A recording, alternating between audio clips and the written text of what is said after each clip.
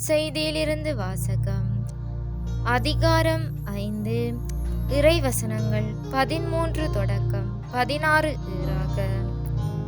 அக்காலத்தில் இயேசு தம் சீடரை நோக்கி கூறியது: நீங்கள் மண்ணுலகிற்கு உப்பாயிருக்கிறீர்கள்.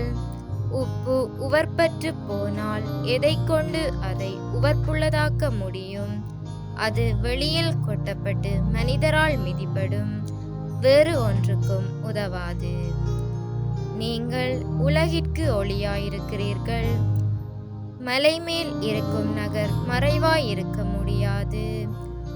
எவரும் விளக்கை ஏற்றி மரக்காலுக்குள் வைப்பதில்லை, மாறாக விளக்கு தண்டின் மீதே வைப்பர். அப்பொழுதுதான் அது வீட்டிலுள்ள அனைவருக்கும் ஒளி தரும். இவ்வாறே உங்கள் ஒளி மனிதர் முன் ஒளிர்க.